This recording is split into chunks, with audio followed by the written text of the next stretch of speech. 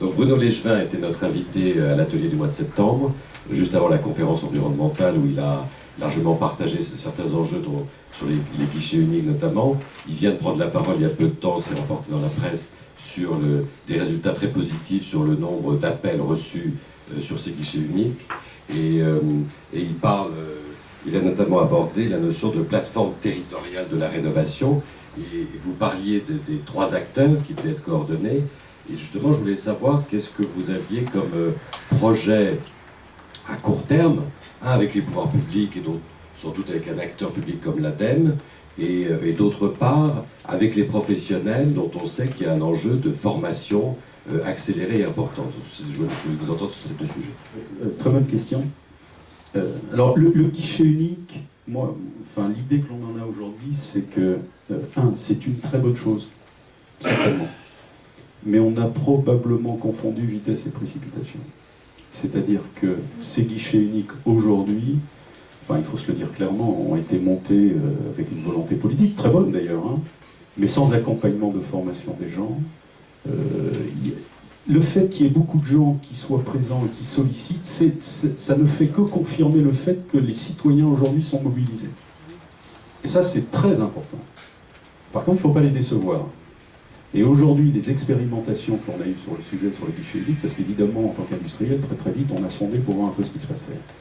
Je crois que malheureusement, on n'a pas suffisamment, alors on est probablement nous aussi responsables en tant qu'industriels, on n'a probablement pas été suffisamment impliqués, on ne s'est pas suffisamment impliqué pour former les gens qui vont répondre aux citoyens. Parce que apporter une réponse d'efficacité à un citoyen, à quelqu'un qui vient, un kidam, et qui vient et qui dit écoutez, voilà, moi j'ai une maison, voilà les caractéristiques de ma maison, qu'est-ce que je fais quoi. Ça nécessite une réponse technique qui n'est pas facile.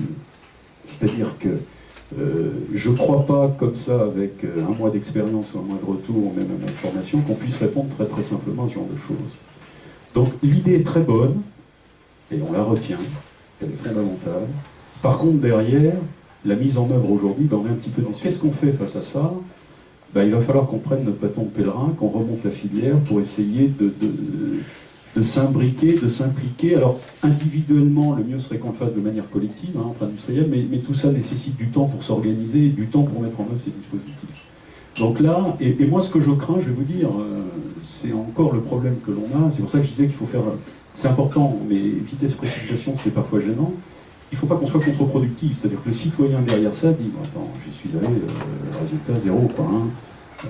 J'ai pas eu de conseil. Enfin, moi j'ai eu ce type de retour.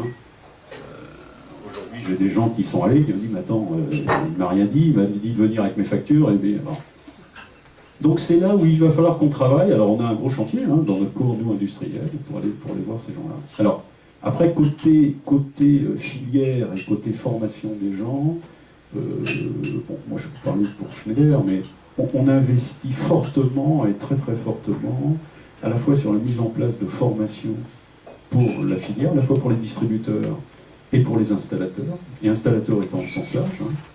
Alors, aspect intéressant, alors je ne sais pas si dans cette salle il y a des gens, des installateurs ou des représentants de certaines filières.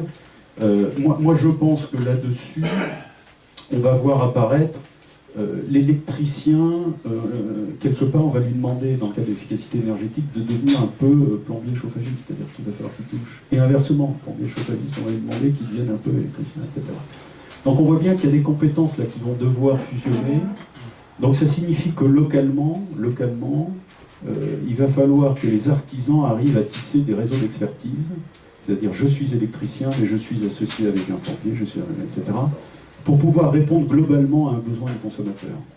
Aujourd'hui, on reste encore sur ces réponses apportées aux consommateurs, on est encore en silo, j'allais dire, et trop sur moi je suis électricien, moi je suis plombier, etc. Donc il va falloir, parce que l'efficacité énergétique, malheureusement, va toucher un certain nombre de domaines. Et c'est là où, en termes de formation, alors je pense qu'en plus, au-delà de la formation, alors c'est ce qu'on essaie de pousser chez Schneider, mais le message est parfois très difficile, c'est parler un peu stratégie avec ces gens-là et leur faire comprendre ça, c'est-à-dire leur dire, bon, vous pouvez suivre une formation, ça c'est bien, mais par contre, il faut vous organiser derrière, il faut réfléchir à l'évolution de votre métier, parce que derrière, vous risquez de subir cette évolution plutôt que l'accompagner. Et donc, on pousse très très fort sur le sujet en faisant passer des messages, Nos commerciaux et nos équipes de terrain sont formés aussi sur le sujet pour pouvoir diffuser ces messages très forts, parce que c'est aussi une mutation de leur métier. Hein. C'est aussi une mutation de leur métier. Alors, comme on est en période de mutation,